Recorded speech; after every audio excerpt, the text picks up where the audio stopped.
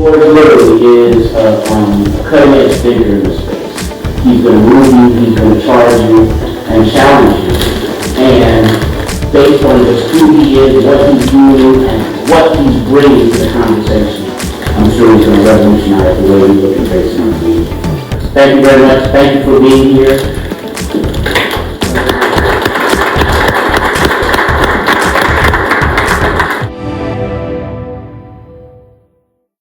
We, the Peace Learning Center, the Greater Indianapolis Progress Committee, and the Race and Cultural Relations Leadership Network are really excited and happy and pleased at your attendance and participation in the first of a series of community discussion forums in support of reimagining race.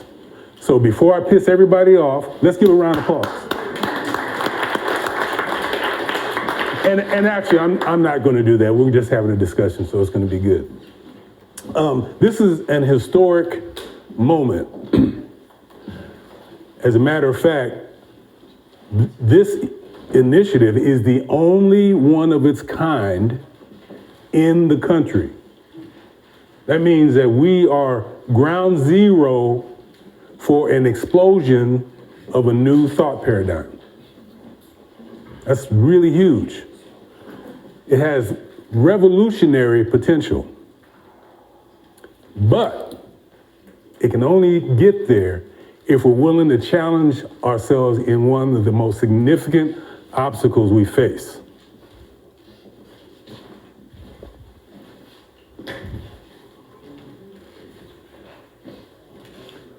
Our mind. I'm a musician. Some of you may know that. Most of you may not. But it is one of my passions. And I have one of my favorite musicians, who happens to be also a poet and philosopher, is Gil Scott-Heron. Is anyone familiar with him? And he's well known for a piece titled "The Revolution Will Not Be Televised." So I'm going to try to recite a part of his poem and not mess it up if at all possible. The revolution will not be televised. The revolution first begins in your mind. When you begin to change your mind about how you are looking at things, and then start to see that there might be a different way of looking at it. What you will see then after that are the results of it.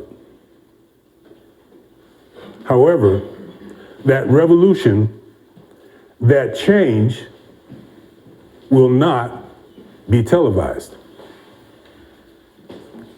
It cannot be televised because it's in you. It cannot be televised because it's in between your ears. Thank you. Thank you.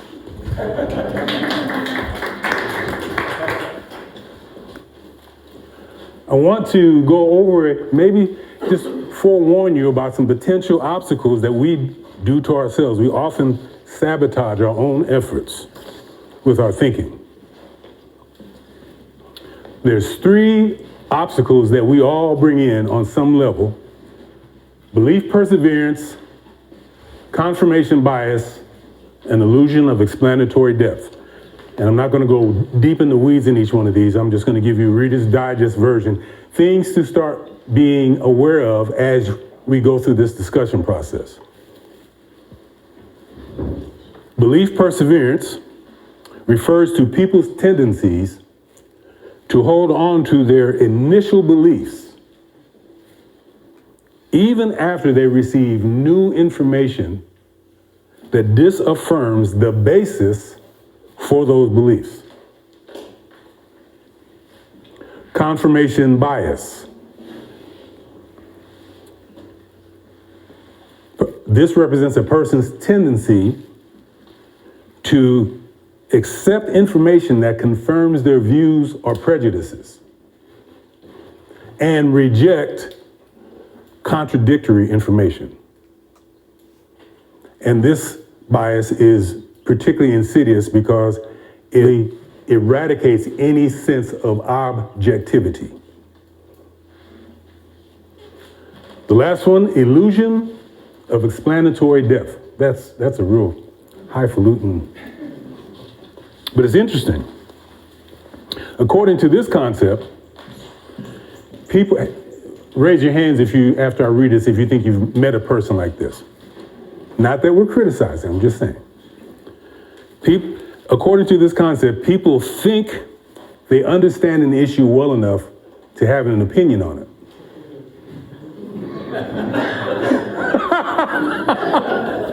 I think I have been accused of that every now and then myself. There goes George again. And if you're lucky, the only time a person like that becomes aware of their ignorance on the subject matter is when you drill down and ask them questions about it, and then they start reaching for the skies and for, right? Hopefully we're not doing it to embarrass them, but you want to know, if you make the statement, what's your rationale? We're all guilty of this. Just because I'm presenting, don't think that I cannot be vulnerable to this type of thinking, because I'm a human being, I've got emotions, I've got preferences, I've got prejudices.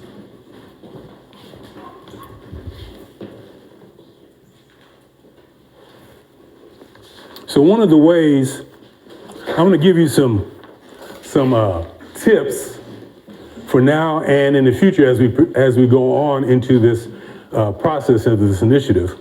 How can we avoid falling into those belief traps? One is, to the best of your ability, avoid echo chambers. What is that cliche or that statement? If you're the smartest one in the room, right? You know? Second thing is, in any discussion, don't look for agreement or disagreement. All you're looking for is a mutual exchange of information.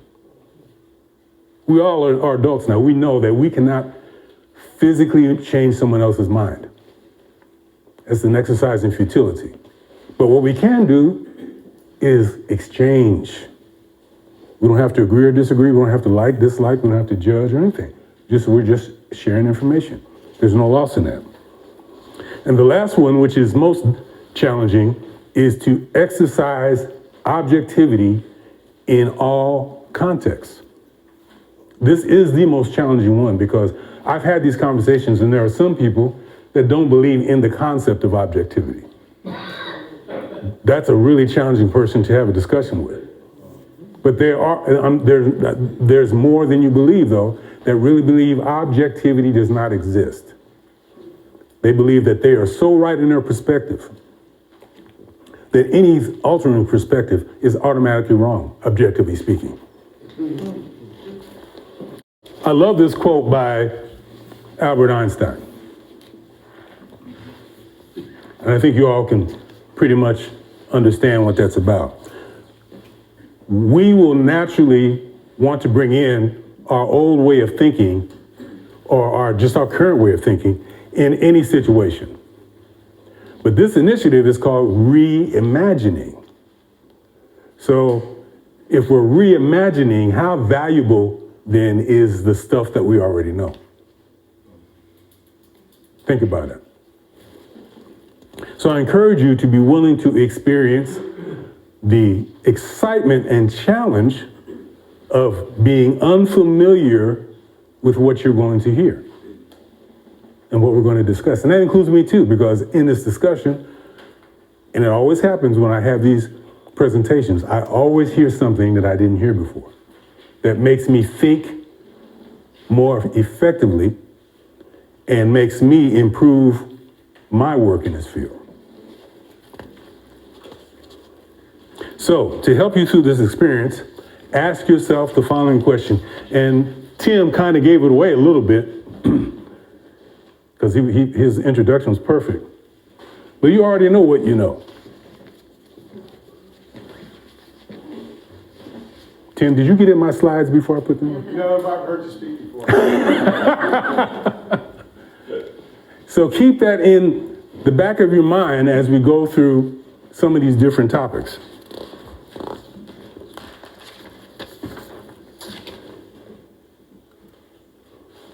Lastly, this is really important, guys. Right and wrong is not the goal. If we make right and wrong the goal, we will be sticking in one place. Everybody has a right to their wrong opinion. That's not what we're here for. We're not here to prove who's right and who's wrong. What we're here to do is have effective communication that leads us to an effective course of action. That's the goal.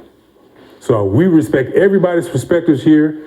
There's no little me, big you, or right you and wrong me, none of that. Imagine, the definition of imagine is to form a mental image. Nothing more, nothing less.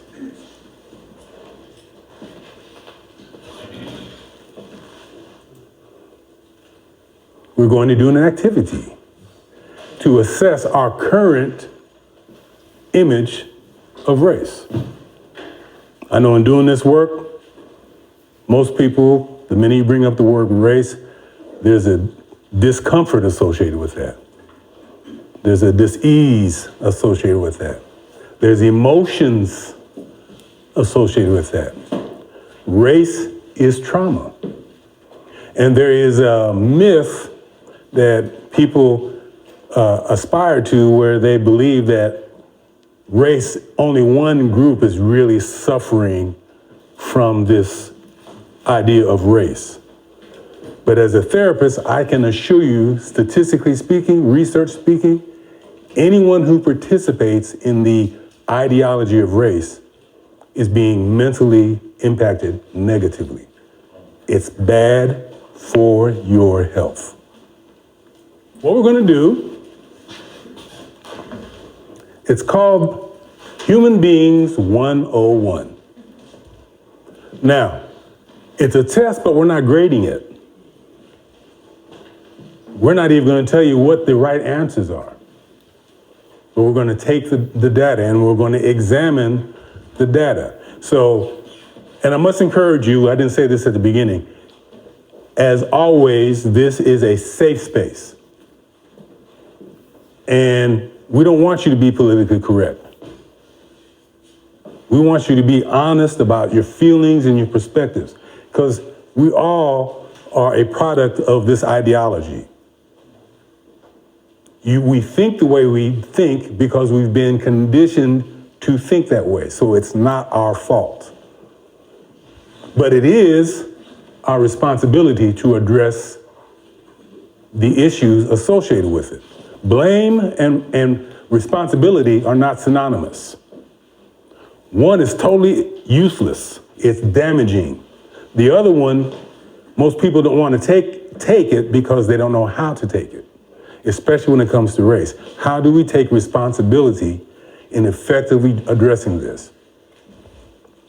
So you got your pens out? Now you have your index cards for two purposes. One card is to write your questions that you want asked, and you can do it anonymously or you can put your name on it. That way we honor your privacy. And the other is to write your answers, number the question, and then write your answers. Okay, and no cheating. Here we go.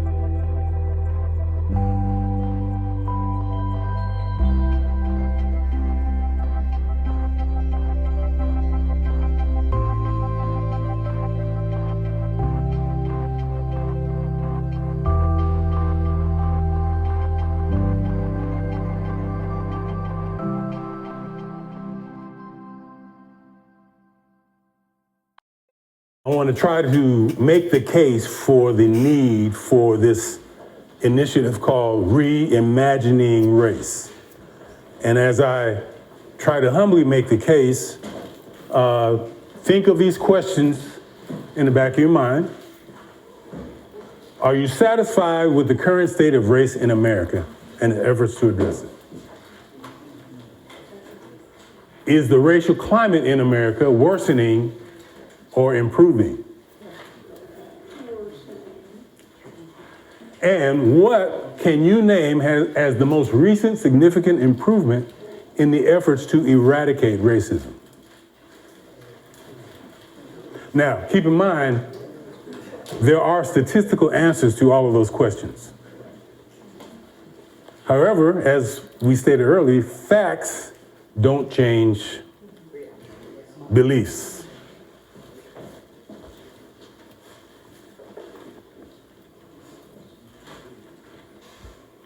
Case number one, racism is a public health crisis.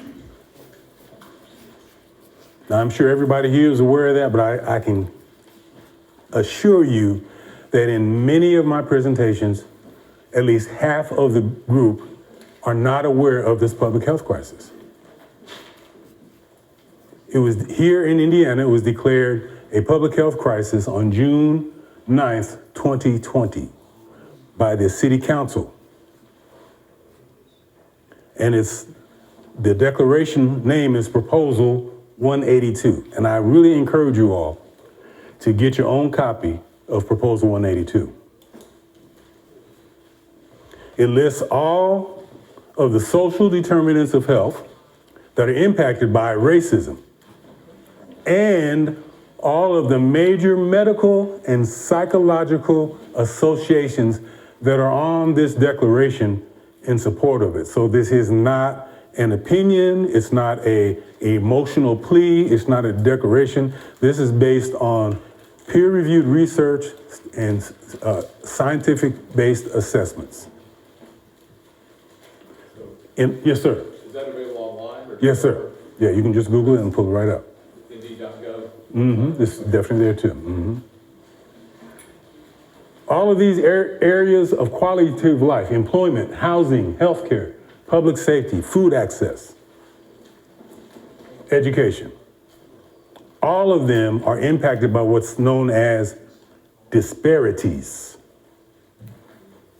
Now, disparities is tricky because whenever we're on a discussion about disparities, most people think that disparities refer to the people that are having the disparities, as if the people would stop doing this, they wouldn't get this disparities. If the people would just start doing this, they wouldn't be receiving these disparities. It's important to know disparities are not a reflection of the people receiving them. Disparities are a reflection of the systems that are serving them. And mental health profession, unfortunately, is a major contributor to the disparities of services. And that's why I've personally taken it as a passion for me to at least represent my profession in addressing this issue, at risk of looking and sounding crazy at times. Oh, you guys didn't laugh, so you must think I really am. So these are the three base fundamental components of disparities. They're preventable. That's powerful. They are preventable. They don't even need to happen. They are a behavior of the systems. And they are bias driven.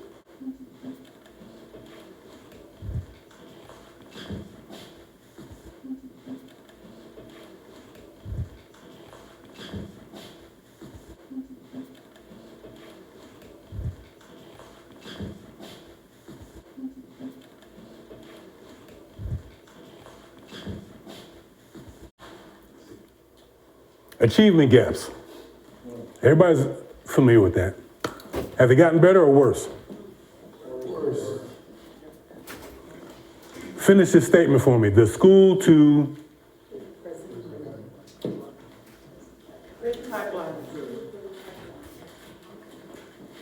and we accept it. But we do. We do. We're operating like it's on, it's status quo. Like, there's no urgency. Who here would be willing to send their child to a school they know was predisposed to sending your child to prison based on its services? Who would sign up for the education system? Well, we're doing it.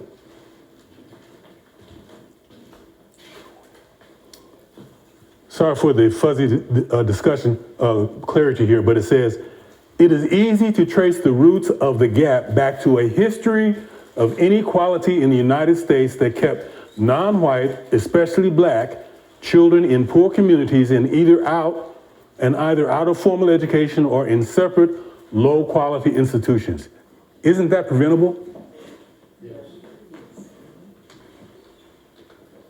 But we're struggling with making it happen, but it's preventable. And we have all these bright minds in education and haven't figured out how to change this. Think about that.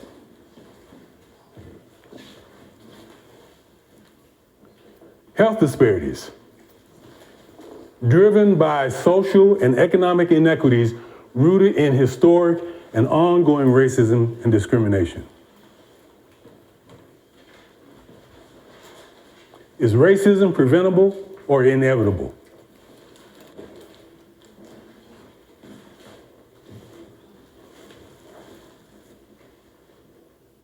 The latest COVID crisis. I'm on the board of the Indy Black Chamber of Commerce. Let me read the statistic to you.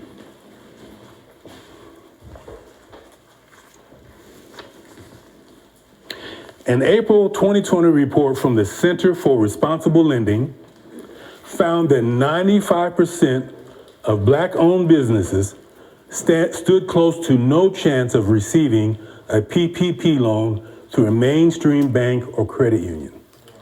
Statistically true, guys. You see all those companies that didn't need it that got it? This is real. The reason behind it is because black-owned businesses are less likely to have the necessary relationships with lending institutions. Additionally, lending institutions created their own requirements for lending and were incentivized to lend to larger clients who did not need the stimulus. Relationships. So the question is, why doesn't the African American community have those relationships? Is this through some fault? Is it something they're doing?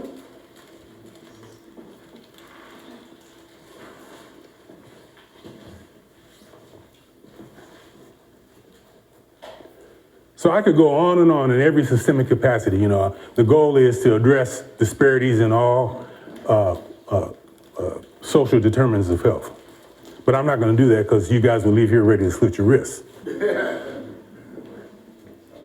Here's some studies of the link between bias and outcomes.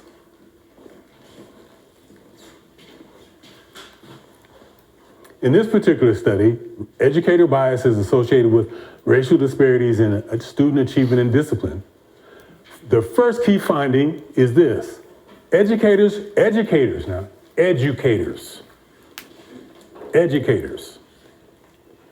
like the general public, hold slight pro-white, anti-black implicit bias, and that this bias is more strongly related to individual factors.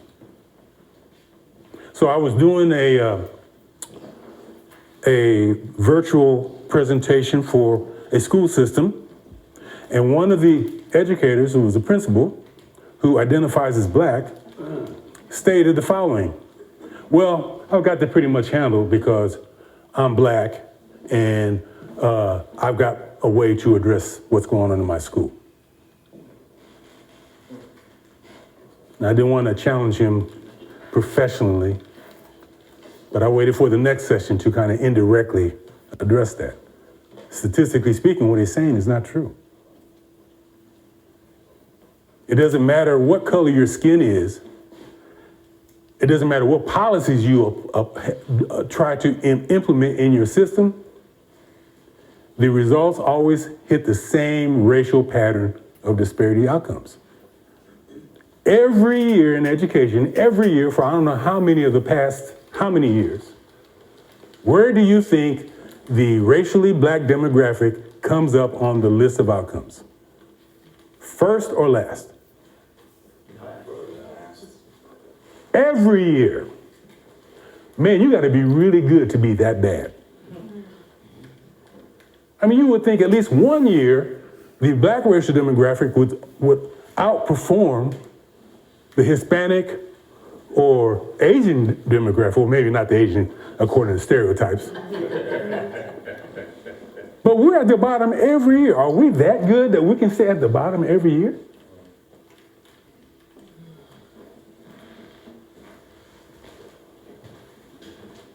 It's not the color of your skin that's the issue. It's the color of your thinking. This was important in this research. Let me read this. Addressing implicit bias is more complicated than requiring educators to attend a training. In fact, recent evidence on interventions designed to reduce implicit bias show little overall impact on behavior. That may be because implicit bias has a large contextual component. In other words, as long as structural racism looms large, implicit bias will too.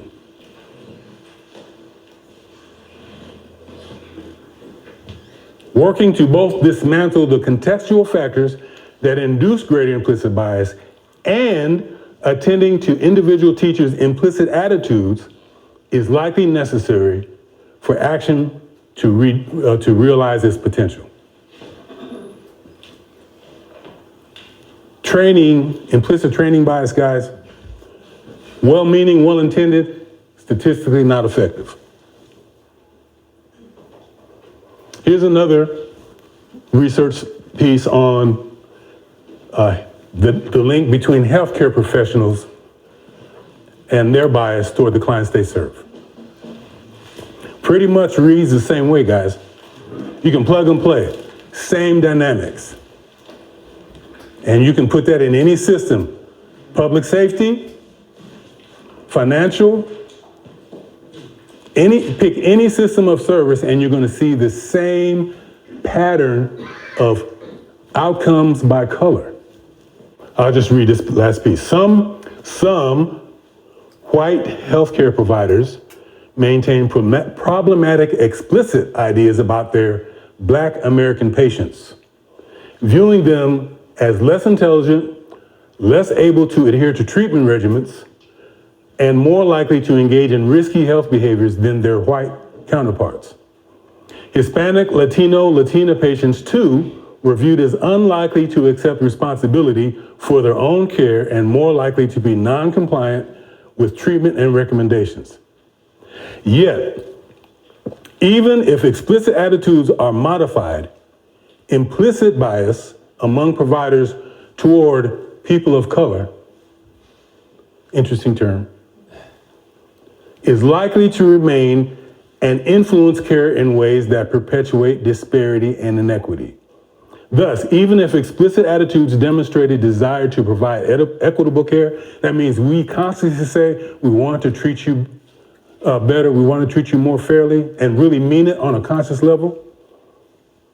Health care providers may unintentionally interact with patients of color less effectively than with white patients, which may contribute to health disparities. That's a hard pill to swallow. Because that means I'm racist. So we got to take the stigma off of that. Because, guys, we're all racist. If you practice race, you're a racist.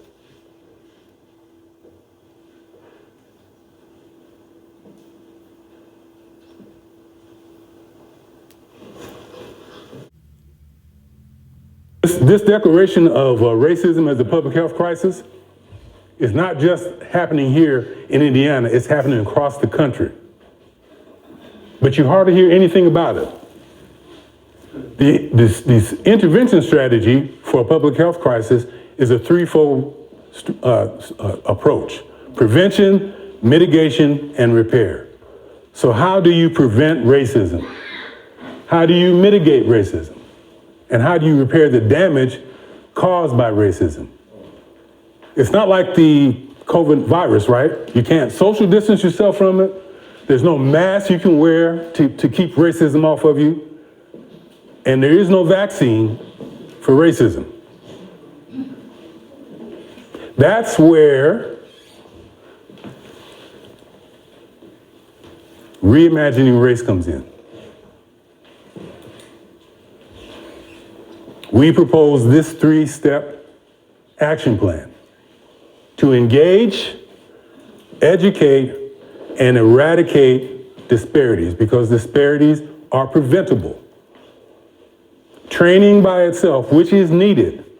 Training is excellent in the area of creating awareness, but training in and of itself does not create the action. That's what we're going to do. With your help. With your help. We want to hit all of these determinants of health. We want to enlist leaders and future leaders in all of these determinants of health and have them immerse themselves in this new thought paradigm of how to address race.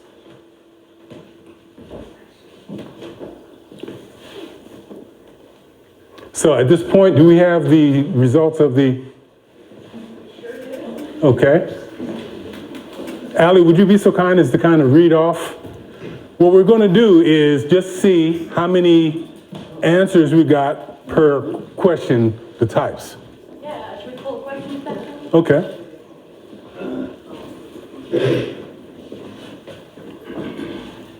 Okay, so we have all the raw numbers. Megan was going through and putting percents on them, so we have percents for the first half.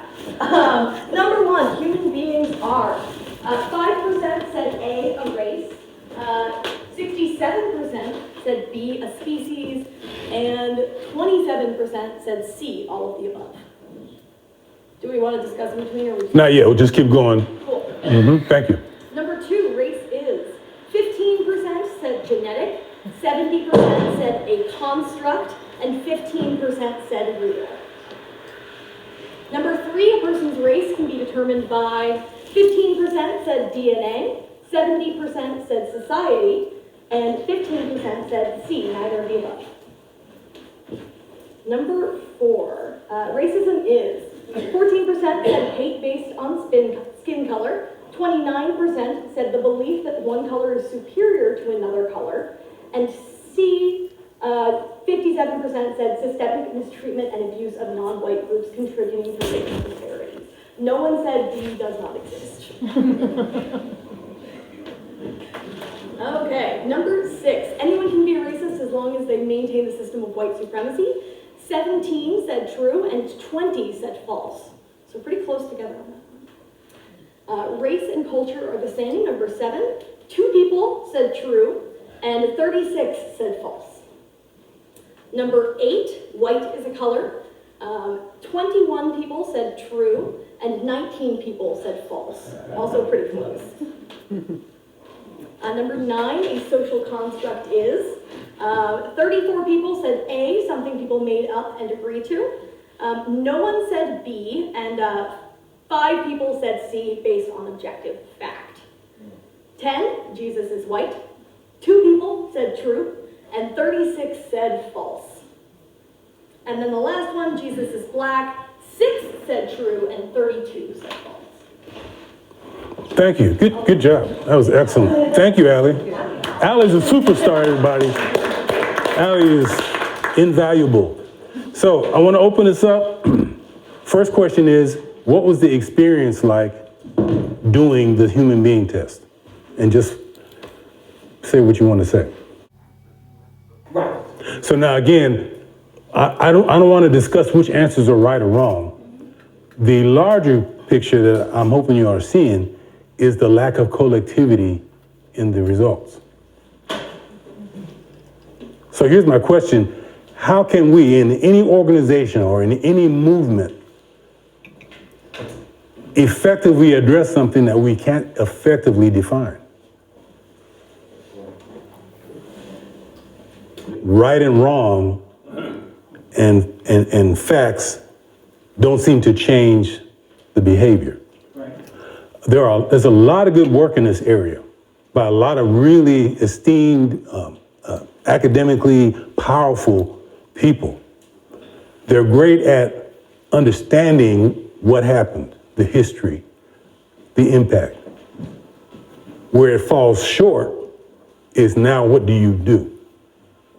And it goes back to the earlier slide that we can't solve the problem with the same mindset that was used to create it. So that gets into just a brief, because I know we're coming up short on time. We have a new kind of problem too, because there are people now who don't want anybody to have the facts. And it's very That's a big challenge. compartmentalized too, depending on where you live. Yes. And here's the thing. So there is a movement that what's going on in our country today, from a clinical perspective, we are experiencing a crisis of identity in every aspect. There's a tendency for us to villainize those who are doing exactly what you're saying. But they were raised to do that.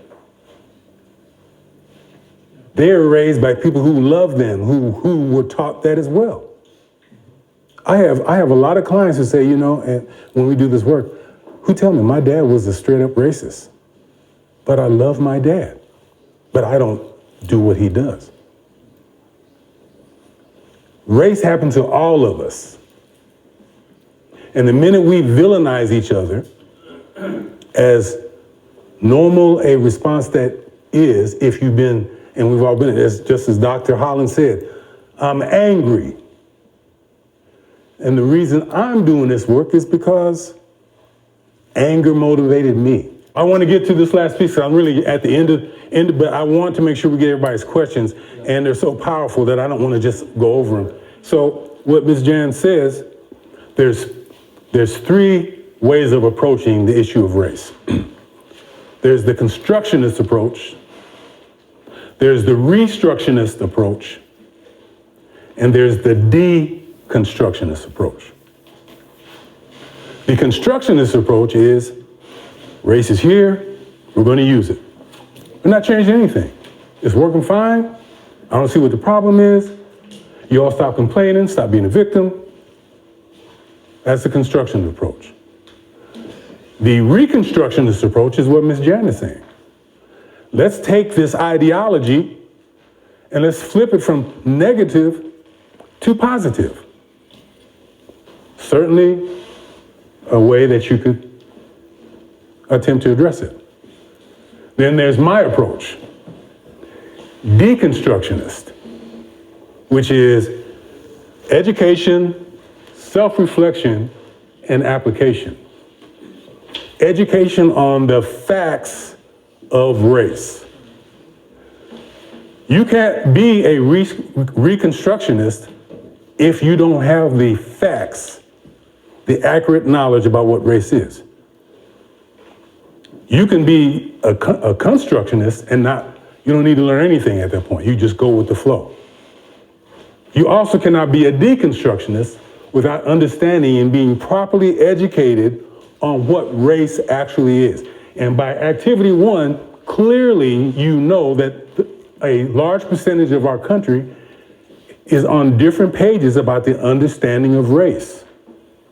So even if we were to try that approach, and we all agree that that's what our goal is, we're not mentally equipped to even begin to do it, because you ask 10 people what race is, what a racist is, and what racism is, and you're going to get 10 different answers. And even though no one in here said it, you hear it all the time. Many people, leaders in systems, say racism doesn't even exist. And they run stuff.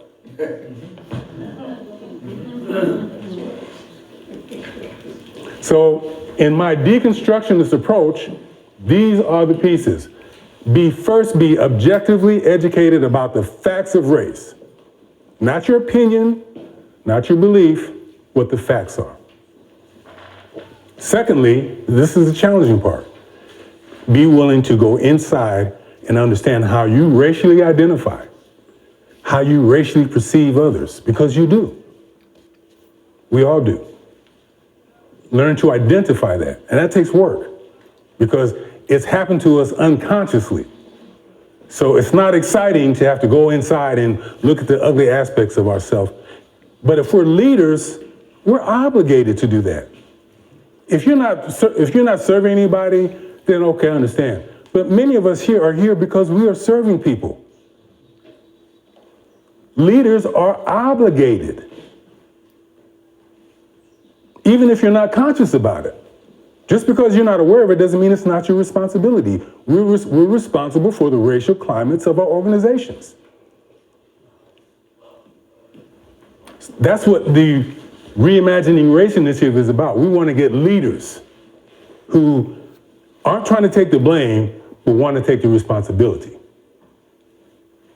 This is the way to do that.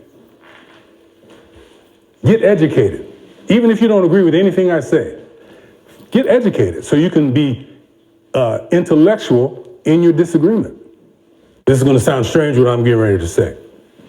But most of you all are hearing me through a lens of color. And you don't even realize it. And typically, when you're thinking through a lens of color, you jump right to the end goal, which is your question. How are we going to fix it? But in order to do that, you have to first be aware of your own lens. Because again, our thinking is what's created the problems that we're having. It's not some bad guys out there that are doing this. Socially, we are all practicing this. So I'll give you a prime example. Is black and white a race or a culture?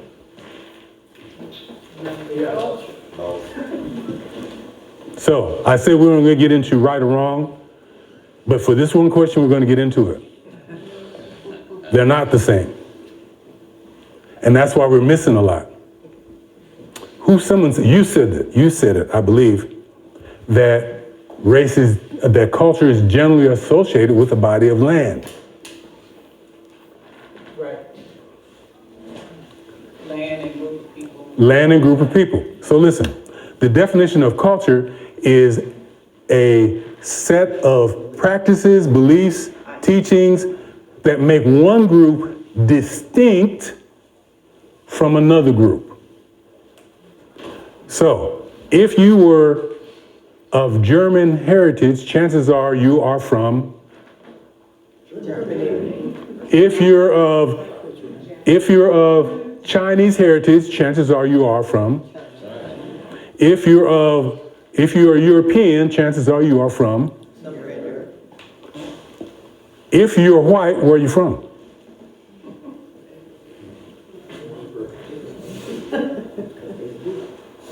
What body of land sounds like white? No, that's a cultural term. If you're from Europe, that makes you what? Where are blacks from?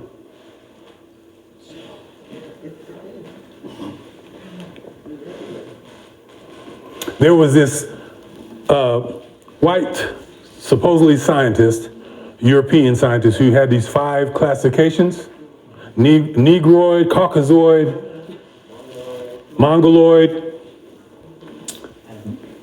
What is Negro? What does Negro stand for? So if Negro means black, then what were they saying that the Negroid population was from? So why didn't they say Africoid? They say Mongoloid, Caucasoid, right? But when they got to the Africans, they went to color instead of the name of the country. Very ingenious, subliminally powerful. Well, they had Disconnected from the land. distinguish from Northern Africa that had a relationship with. Yeah, but they use color. Right, that's because of Northern Africa and the relationship with Europe versus when you go further south. You know, even in- But wait, the guy that created these, that's not his thought process on that.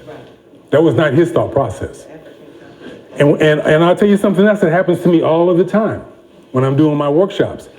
People who are actually from Africa tell me all the time, I didn't know I was black till I came to America. Absolutely. Absolutely. Because they're their cultural designations.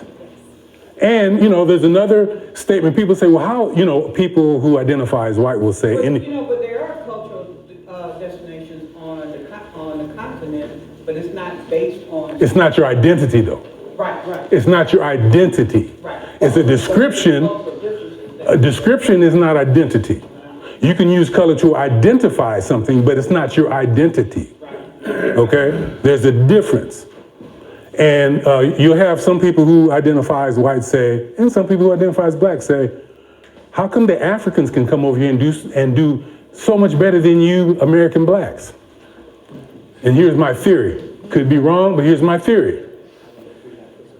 Those who were born in Africa and any other immigrant in any of their cultural lands outside of America were first immersed in their culture before they were exposed to the ideology of color.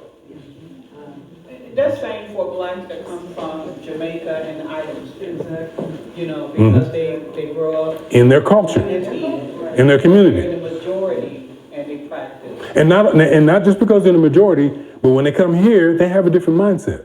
Right. They haven't internalized the defeatism associated with the black identity. Coming here voluntarily as opposed to involuntarily. And they come here voluntarily.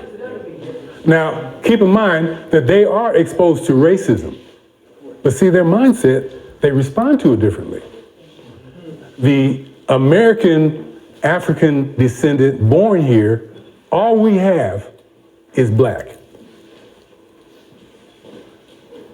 And that is not a resilient identity. That is not that taking on that identity actually is perpetuating our own trauma. Right, I agree. That I will agree on. Yes, I'll come up and go into that with you shortly. And I'm going to close here because I know I've gone long, and forgive me for my passion on this stuff, and the questions are really powerful. But what we've just gone through here, guys, is the first step of racial deconstruction. Education, becoming educated. We can't begin to start a solution until we're all on the same page. Now, being on the same page doesn't mean that we agree with everything. It's not a requirement that we agree on everything to work together. But if we're going to work together, we must agree on what our strategy is. Does that make sense? Okay, guys, thank you very much for your time. I'm going to bring Toby back up.